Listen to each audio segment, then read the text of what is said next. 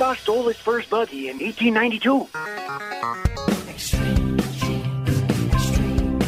I met your grandma pig slopping in 46. Oh, every Christmas we'd visit my Uncle Fred in prison.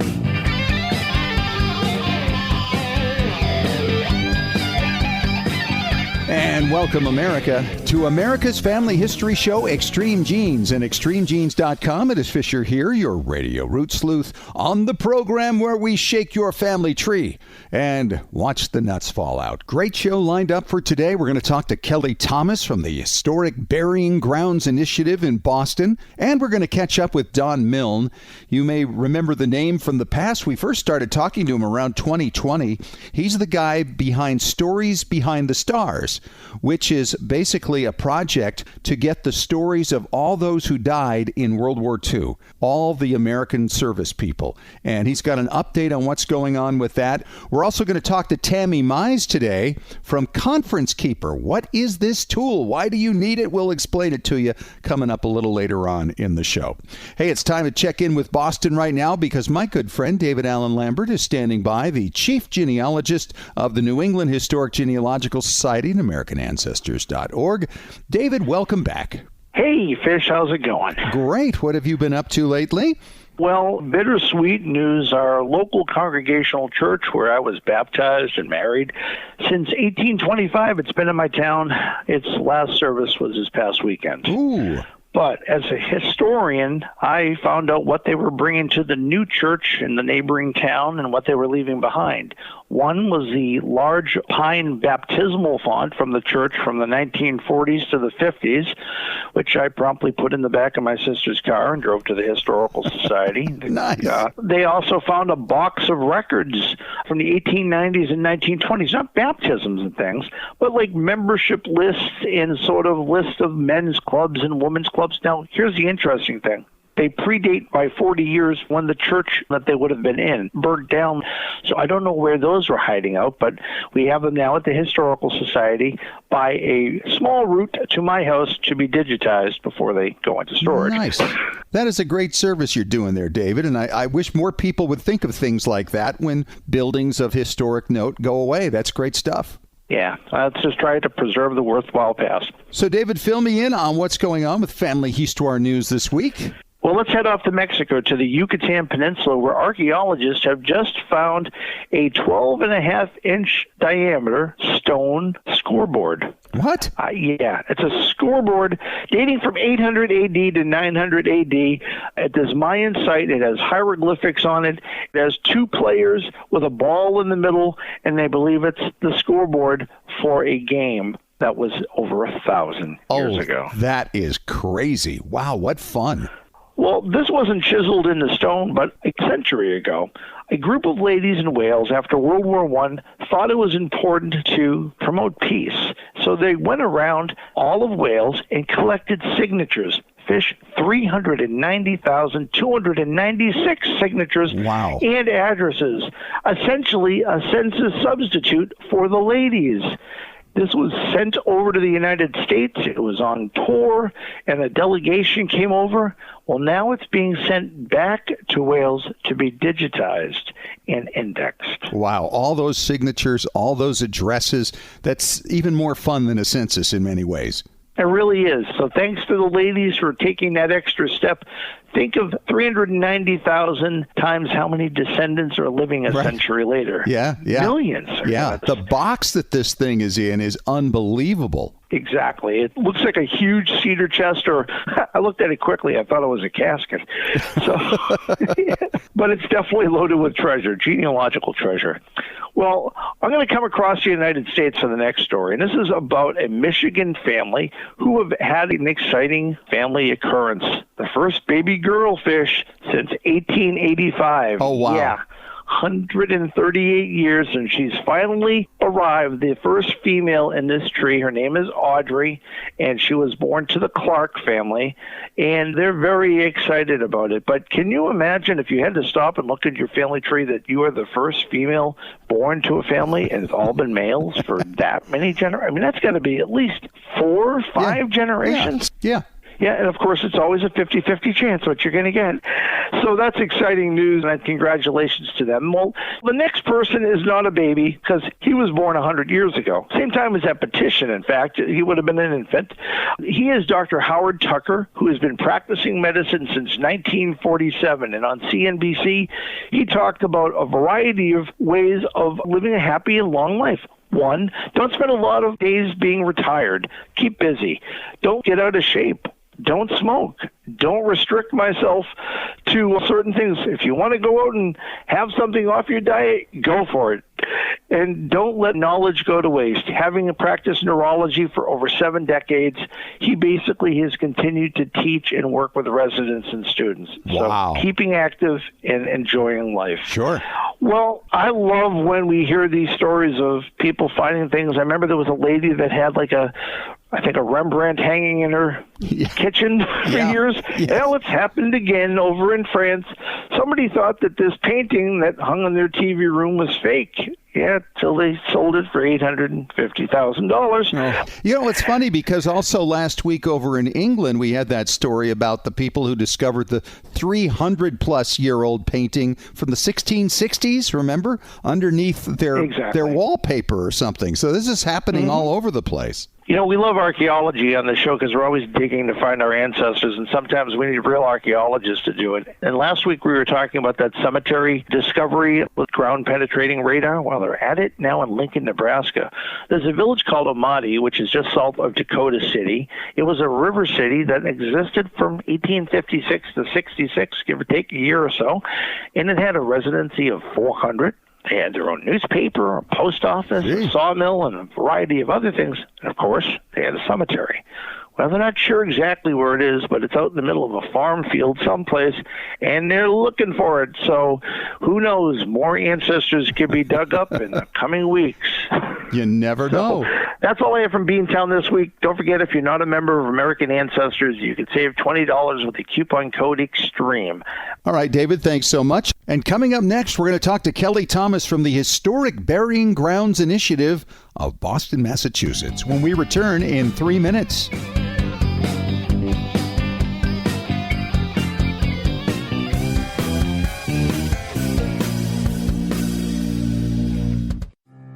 Have you hit a brick wall in your family tree? Are you unsure how to use your DNA test results to resolve a research question? Do you want to travel where your ancestors walked and need to find details before you go? Need help joining a lineage society? Whatever your genealogy research question, the answer is Legacy Tree Genealogist.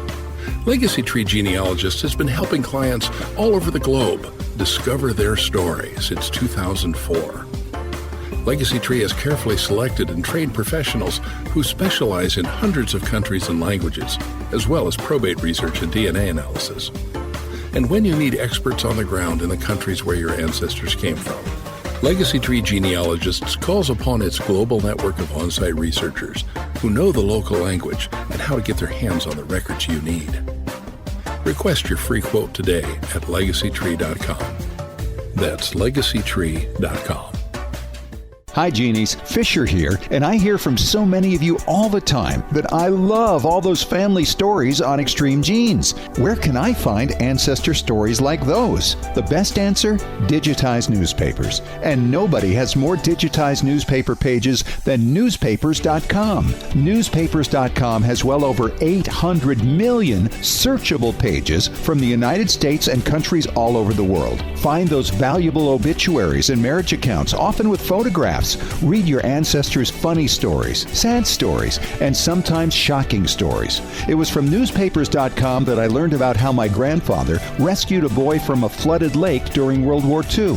In another account, I learned that my wife's ancestor ran off with the wife of a farmhand and stole over $20,000 in the process. Newspapers.com is like that box of chocolates we always hear about. You never know what you're going to get. What will you find? Sign up now at newspapers.com. Hey, Genies, as we've dug into our family history explorations over the past year, our community at Genealogy and Family History Breakthrough Strategies has taken off. This is where you can meet like-minded genealogists who can help you break through those brick walls and find a whole city behind it, occupied by ancestors whose names you don't even know yet. This is where you can learn from your fellow genies and ask questions, because many in our community have already been into some of the records you're looking for. Genealogy and Breakthrough Strategies is free. What a great place for brainstorming and getting to know other people who totally get your passion for family history research.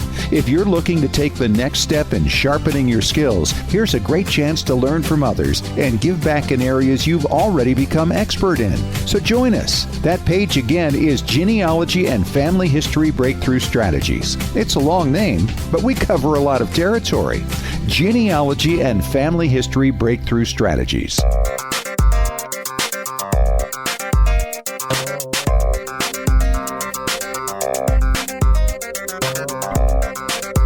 Hey, welcome back to Extreme Genes, America's family history show, and extremegenes.com. Fisher here, your radio root sleuth. And on the line with me today from Boston, Massachusetts, Kelly Thomas. She is the manager of the Historic Burying Grounds Initiative for the Boston Parks and Recreation Department. And this is quite a job. Kelly, welcome to Extreme Genes. It's great to have you. Thank you, Scott. I'm really pleased to be here. You know, as a manager of the Historic Burying Grounds, I'm assuming that you are taking care of some of the most historic sites in America, for that matter. Like, what is it, the Granary Grounds where Paul Revere is and the victims of the Boston Massacre? That's all under your purview, yes? Yes, that's correct. There's a lot of well-known people in the granary. Yes, yeah, there sure is. I've been there several times on visits, and it is just a most humbling place, and certainly a lot of people always there checking things out and going, wow, is this person really here? How many sites overall are you in charge of? I'm in charge of 16 burying grounds that are all owned by the city of Boston. And then there are 4 main ones, right? And they are the Granary and what else? Well, I wouldn't say that they were the main ones. Those are the ones that are downtown Boston. Okay. There's the Granary Burying Ground that was established in 1660. There's King's Chapel Burying Ground, which was established in 1630. I think of William Dawes. Isn't he buried at King's? He was buried at King's, but we believe that his body was actually moved. His family moved his body to Forest Hill Cemetery in the 19th century. Okay, and he's the guy that rode with Paul Revere and doesn't get much credit for it. Yeah, okay. Oh, yeah, you're absolutely right. Okay, and what were the other 2 sites? So there's Cops Hill Burying Ground, established in 1659, and Central Burying Ground, which is at the end of the Boston Common, and that was established in 1754. Wow. And how did you qualify for this work? I got a master's degree in historic preservation studies from Boston University. Okay. And I was also working with another professor on a job as a research assistant, and then that job came to an end. I was like, oh my gosh, I need to find employment. And so this is in 2000, so job ads were still in the paper. And I saw a job that called for my degree. Yeah, I couldn't believe it. Wow. And I didn't know what it was, but I applied, and I ended up getting the job. And that's been 20 years now. This is absolutely amazing. So you got these 16 sites, you got the 4 in downtown Boston, and then where are the other 12? They're in towns that have been annexed by the city that were surrounding Boston. Some of those, like the ones closest to downtown Boston, like Roxbury, Charlestown, and Dorchester, those were also founded in 1630. So they have ancient burying grounds. There's one in East Boston. There's actually 2 in Charlestown, one being more recent from 1816. There's 2 in Dorchester, which is quite a large section of town. And there's a second one that was established in 1810. There's 2 in South Boston, one in Brighton, one in the South End. And you got them all. I got them all. Wow. And these are not church grounds, though, are they? They're just burying grounds. This is kind of the tradition established by the Puritans, right, as I understand it? That's correct, yes. Puritans believed that church burials could be corrupt because you could basically pay your way to be buried either inside the church or near the church, and they didn't believe that virtue was dependent on how much you could pay. Right. And that's the tradition, of course, over in England where they came from. Yes, that's correct. The Puritans, they hoped to purify the church from within, unlike the Pilgrims that went to Plymouth who wanted to separate completely from the Church of England. Yeah, there was a little bit of a difference there. But the Puritans, they basically were looking at this and saying, look, there's a status thing involved with burials, and we don't want anything to do with it. So they just had their own burial grounds, nothing to do with churches. What is the oldest grave that you've got that you keep an eye on? The oldest grave is from 1653. Okay. So that was 23 years after the first English people moved to Boston. It was actually the child of the minister of the First Church of Roxbury. And he lost a series of children, actually, to various diseases, all within several years, which unfortunately was not uncommon. Sure. Yeah. Well, everywhere, of course, that was the times. So you got this 23-year gap. What happened to the markers of those who died in between 1630 and 1653? Well, I'm not really sure exactly. It could be that they've all disintegrated. It could be that they had wood markers. It could be that there were no skilled craftsmen in those early years to make the gravestones, or my belief is that they thought that gravestones were vain and that one's salvation was entirely dependent on God's will, not on good works or anything that you did on earth. That for the early years, I know they didn't want any kind of ministers saying prayers or things like that at the gravesite. So I guess I've kind of taken it from there. But I have no proof. But I've never seen any proof for anything. I got you. So what do you do now as manager? How do you maintain all these burial grounds? I mean, that's a lot of territory there, a lot of real estate. Yeah. Well, I'm thankful to have the active cemetery division who does basic maintenance, such as mowing the grass and picking up the leaves, which are all major concerns. Yeah. But I look at what needs to be done, which this could be something with trees, it could be walkways, it could be walls, both above ground and then the underground structures. There's a lot of underground tombs, which are masonry crypts designed for multiple burials, so there's structural problems with those. Fences, a lot of old cast iron fences. Yeah. So there's always something to do. I would imagine. Do you have security concerns at these places? We lock the burying grounds at night, I think all except for two sites, one that's not fenced in and one we just don't have any problems with. We really don't have problems like vandalism type problems. That seems to be more prevalent in suburban areas. But we still lock them. We'd rather be safe than sorry. The ones that are on the Freedom Trail are locked and reopened by Boston Parks Department staff in the morning and in the evening. And then the ones that are more in the neighborhoods that aren't visited as often, they have a lock, but we have a code so people can call and get the code and go visit when they want to. Yeah. So these 16 sites that you have, nobody's being buried there now. These are just historic. So whoever's in there is who remains there, right? That is correct. Yes. You have a department that's completely separate for active cemeteries. That's correct. The city owns 3 active burying grounds. It's the lowest cost burial in Boston, so you can still be buried there. But even that space is at a premium for burials in urban areas. Yeah, I'm sure we're seeing more and more cremations at this point, but this is just really fascinating. Now, what is your policy? Because I know this is a question that's come up in many places around the country about people going in and taking photographs. Now, being an historic site, I wouldn't think you'd have any problem with people taking pictures and posting them on Find a Grave or making notes, things like that, right? Absolutely. That's perfectly fine. The more people that can see the photographs, the better. We're all for genealogists. We don't allow rubbings, though. Oh, yeah. That's posted on all the sites, at every site, because it can damage the headstone. And I know some people are skilled at it and know how to do it, but some stones are in better condition than other stones, and being a public site, we have to take either yes or no, or not a subjective thing. It's I would imagine that if you had all the people who went through the granary past Paul Revere's grave and they did rubbings, you wouldn't have a Paul Revere gravestone anymore. I know you got 2 of them there, right? Yes, there's several of them, and I don't know if any of them are from his original burial, because he's in an underground tomb, and some tombs didn't really have markers on them. So it's unclear to me. I've seen a 3rd one in historic photos, and I just don't know what the answer is. I know the white marble one is not an original one. Right. And there are at least a couple that are still there and within sight. Who else is buried in the granary, by the way? There's some amazing people in there. Oh, absolutely.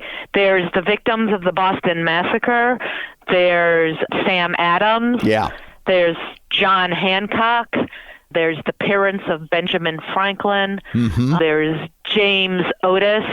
There's Robert Treat Paine. Yeah, all these people who go back to the earliest days of the Revolution and everything leading up to it and through it. I mean, it's just, it is an absolute gem, and what a job for you, Kelly, to be able to be responsible for taking care of these American treasures. This is not just a Boston thing.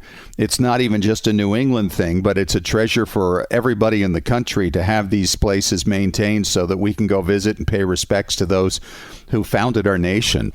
It's a great honor for me. I never thought I would be involved in some small way with such famous people. Absolutely. It's not just famous. I mean, to me, I think of famous, I think of movie stars and singers, but I'm talking about I'm talking about people who have changed the lives of millions you're absolutely for generations. It's just astonishing. So she is Kelly Thomas. She is the manager of the Historic Burying Grounds Initiative for the Boston Parks and Recreation Department. And Kelly, great chatting with you. Thanks so much, and we appreciate you coming on. My pleasure, Scott. Thanks for thinking of me. All right, and coming up next, we're going to talk to Don Milne. He's with the Stories Behind the Stars, talking about their next initiative of getting all the stories of those who passed in World War II. Coming up next on Extreme Genes, America's Family History Show, in 5 minutes.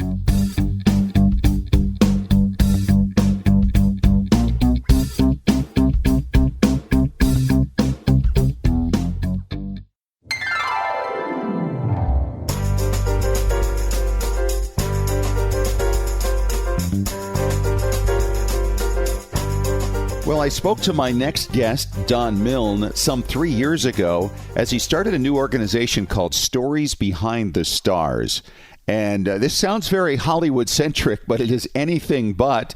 It's actually about honoring those who died, especially in World War II. And he's having volunteers write stories about these people. In fact, your first focus, Don, as I recall, was the state of Utah, to get a story written about every fatality from World War II from Utah. And you've gotten it done.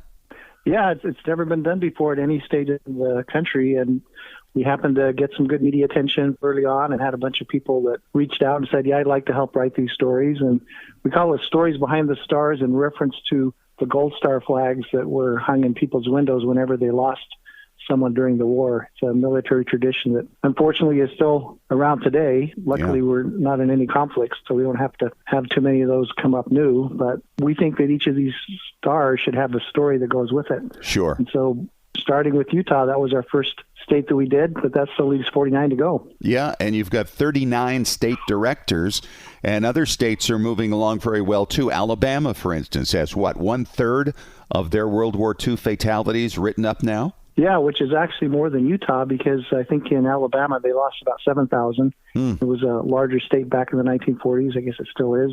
Our state director there, who helped on Utah, he decided, well, let's do something in my home state here in Alabama. So he's got a bunch of volunteers that are working there, and We're up to 39. I could almost say 40. We've got someone thinking about it for Michigan, but I wouldn't be surprised if sometime by this summer we might get those remaining 10 or 11 states, so that every single state has someone leading the effort to identify everybody from the state who died during the war. Because you would think in 2023 there would be an official list that you could go to somewhere online and get everybody who died during World War II, but it's never been done. And even the lists that we do have are not accurate.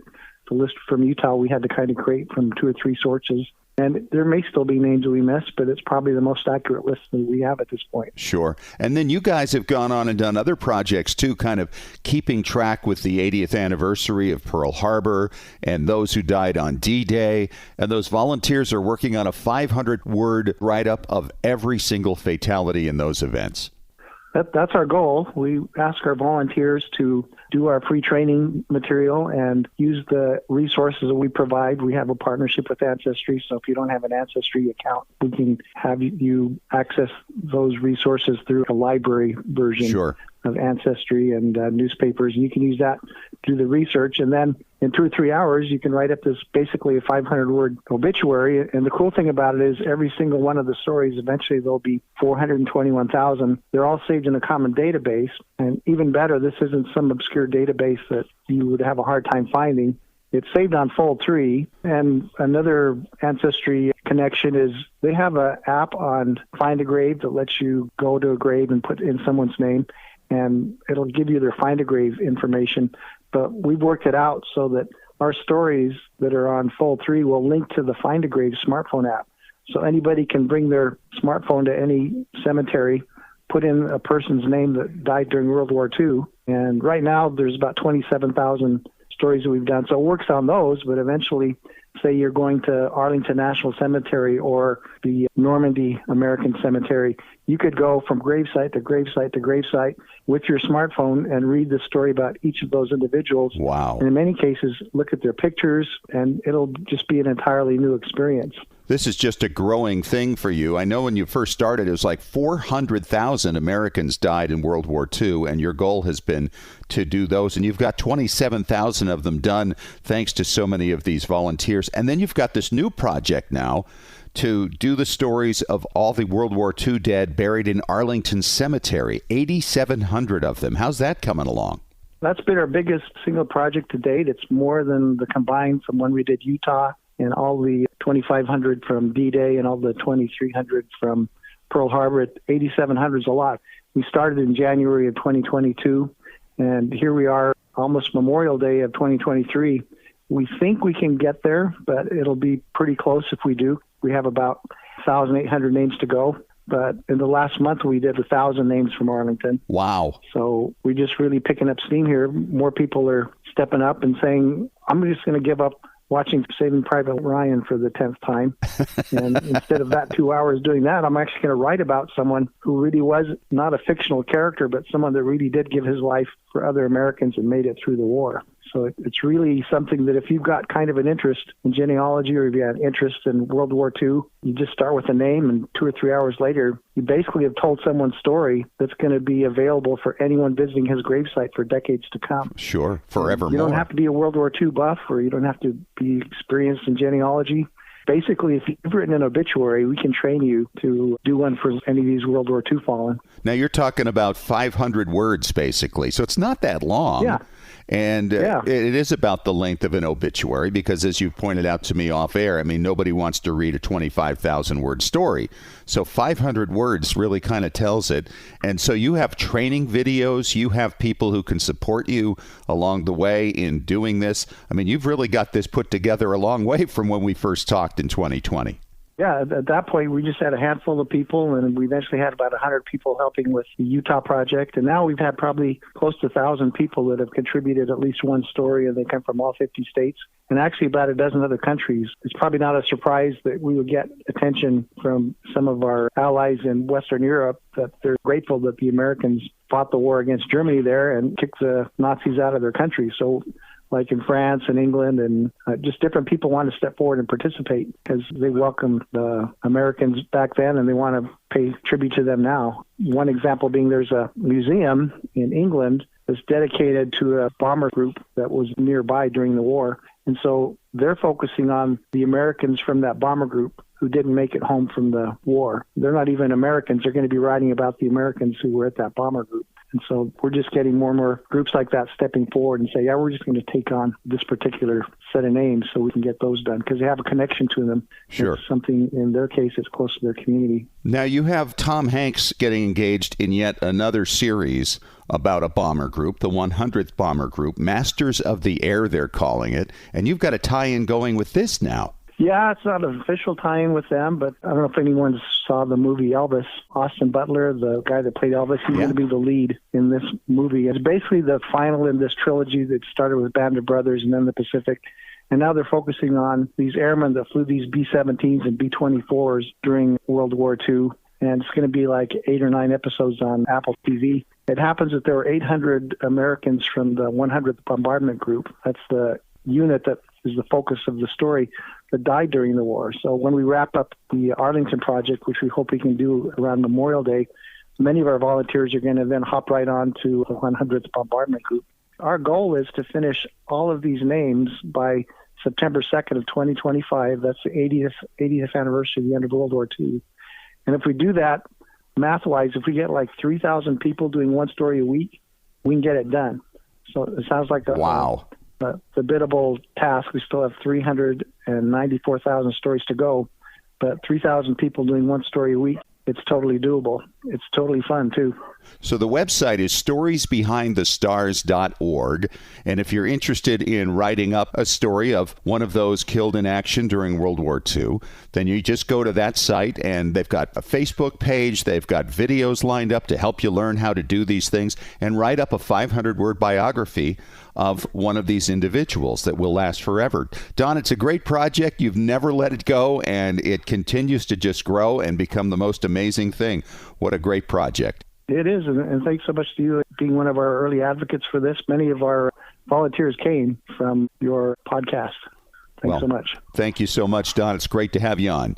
Okay. And coming up next, David returns for another round of Ask Us Anything on Extreme Genes, America's Family History Show, in 3 minutes.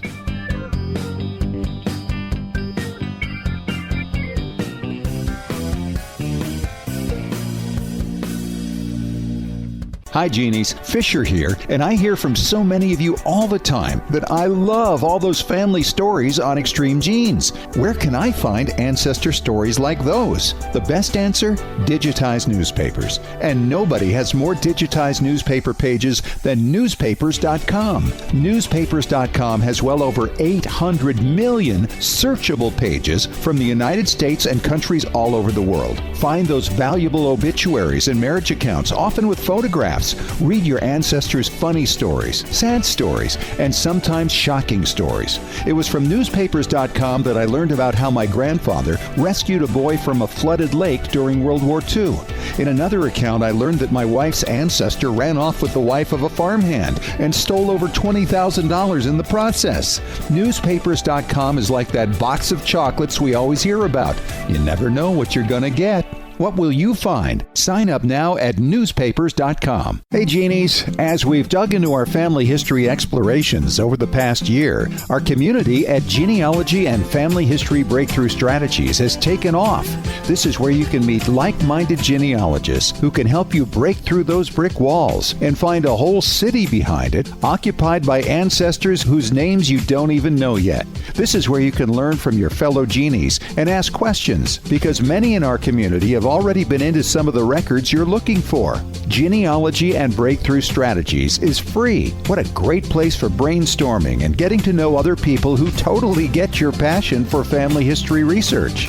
If you're looking to take the next step in sharpening your skills, here's a great chance to learn from others and give back in areas you've already become expert in. So join us. That page again is Genealogy and Family History Breakthrough Strategies. It's a long name, but we cover a lot of territory. Genealogy and Family History Breakthrough Strategies. Are you stuck in your genealogy research? Have you hit a brick wall and just can't find a way through? Or maybe you are just getting started and don't know where to begin. The experts at Legacy Tree Genealogists have helped clients in every state and virtually every country in the world to find their missing ancestors and complete their family tree. There is nothing more rewarding than the moment you make a connection and find the missing link to your relatives. And Legacy Tree has been making those connections for clients for over 18 years.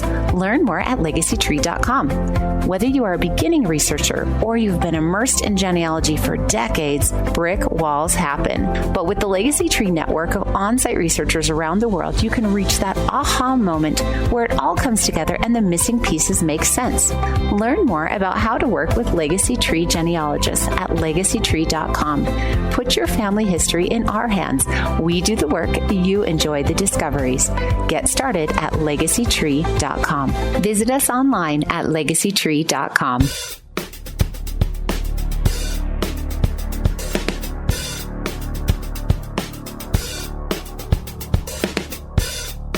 All right, back at it on Extreme Genes, America's Family History Show, and extremegenes.com. It was so great to be back at Roots Tech this year, and I ran into somebody who has been bugging me for the longest time to get on Extreme Genes and talk about her awesome website, and I looked at her awesome website, and it is indeed awesome. Tammy Mize, Charlotte, North Carolina. Welcome, finally, to Extreme Genes. Hi, Scott. Thanks for having me. Well, she has put together a site. It's called conferencekeeper.org. And Tammy, this has been going on now for what, about 7 this year? Is that right? It was 7 years in January. Oh, wow. That's awesome. And this is for genealogists who want to keep track of what conferences are going on everywhere. And this has everything to do with societies. And Tammy, there are a lot of societies out there beyond many of the ones we've even heard of, right? There are, Scott. And just a quick aside here, this is way more than conferences. This is all genealogy events. And that would be webinars, seminars, workshops, programs, meetings, institutes. If it's a genealogy event, I'm hoping it's going to be on here. And in terms of societies, that was one thing that I found difficult to find online, the comprehensive list of societies for every state. So I set about doing my best to compile all that I could find, and through other people's lists, and then going and Googling and finding more and going to state societies. So on each state page on Conference Keeper, which you can either find under locations or by conferencekeeper.org/California, on the right-hand side, there's a list of all of the societies in that state that I have been able to find with a link to their website. Wow. Well, that's a lot of work. And the best part here is for anybody in the community, it's free. Since the pandemic, there are more virtual events than there are in-person events absolutely. Anymore. Yes. I'm looking at some of the names of these societies, and so few that I've ever even heard of before. And it's a great education right there, because it really gives you something to consider when it comes time to sharpening your axe just a little bit, right?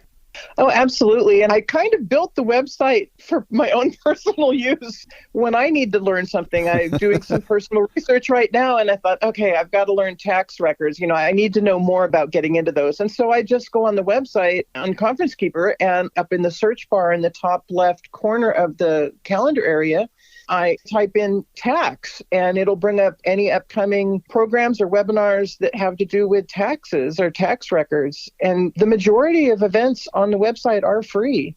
Kudos to you for doing this. How many different events do you think you have on here at any one time? Easily close to 2,000 at any one time. Oh, wow. We put about, I use the royal we, it's just... Yeah. But we put between 150 and 200 new events on the calendar every week. It varies just depending on what's going on. Anything overseas, or is it just localized to the United States?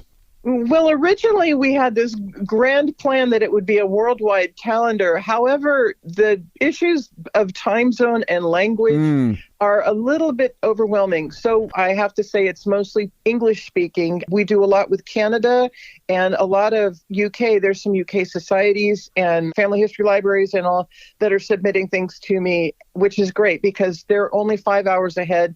So if you notice on any of the event listings, it'll list the time zone for that event in Pacific, Mountain Standard, Mountain Time, Central, Eastern, and UK. Wow. So if an event's at UK, it'll show you what your time zone is, so you know whether or not, you're going to get up at 5 a.m. or not. Sure. Right. Well, what a great service you've done for all of us. So thank you very much for this. Conferencekeeper.org. It's free. Just go there and see what you can find out and get your tools sharpened. Thank you, Scott. I appreciate you having me on. You betcha. Coming up next, David Allen Lambert, as we continue with Ask Us Anything on Extreme Genes, America's Family History Show, in 3 minutes.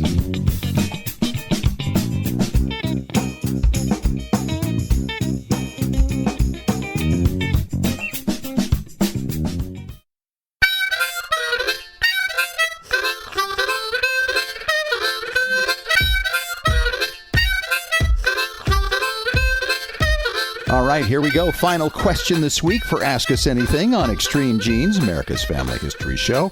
And Dave, this one comes from Deanne in Tacoma, Washington. She says, fellas, as you work your DNA matches, do you research matches of matches, and is this helpful?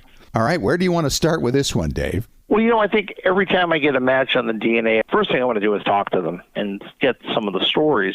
But you can pull up who your matches are, compare with that individual person. So you can kind of triangulate if it's your dad's side or your mom's side, because you have that opportunity now with Ancestry. I also like to look at where their family is living and where their matches are from, if you can find that out. Because I think you have to look at the whole spectrum of matches on DNA. Yeah, I mean, the whole point of the matching is to find exactly that. All those things that are in common, perhaps a location of somebody on their tree. I mean, if you're trying to break through on a brick wall, finding the matches of matches often means that you don't know who those matches are to you, but maybe through that person, this other match, you can find them. And particularly if they're fairly close, like a third cousin or fourth cousin match, right? You start going beyond that, you kind of fall off the DNA cliff and you can't get anywhere. But you can do a lot of these matches also on 23andMe. You can do it on Ancestry.com. GEDmatch is very good for that as well. And sometimes you're going to find that if you test your siblings or your cousins, as many as you possibly can, or maybe some older relatives, they're going to come up with some matches on their particular side of the family that you tie to them on that you don't have. And when you do that, then you're going to start to find a whole different set of people that can really help you out. That's right. I mean, and I think that you really have to take those blinders off and just not concentrate on your own matches. I mean, you now have a new clue. You need to open their trees up.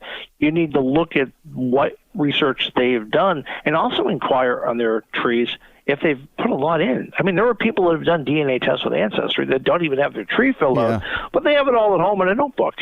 So you can find out the material. They just don't have the time to put it online, but they had time to spit into a tube and do a DNA test. Sure. That's a good point, David. I think since most people who do DNA tests over there don't include a tree, it certainly is at least worth asking, hey, do you have a tree? Can we figure out where we connect, especially if it's a fairly close match?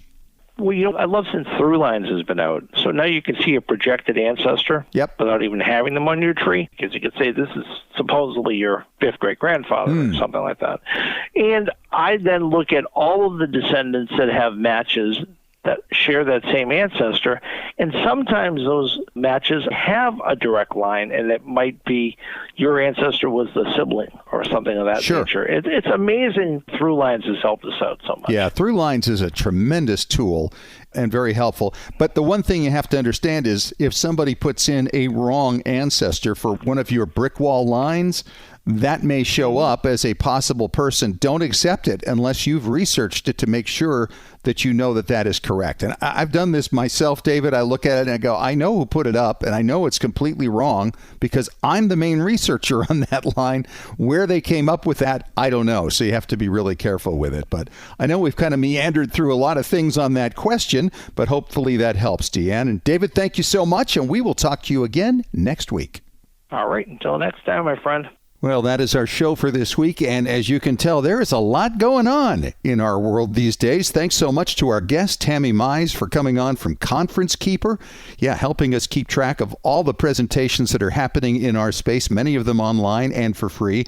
To Don Milne from Stories Behind the Stars, talking about trying to get the stories together of every American fatality of World War II. And to Kelly Thomas from the Historic Burying Ground Initiative of Boston.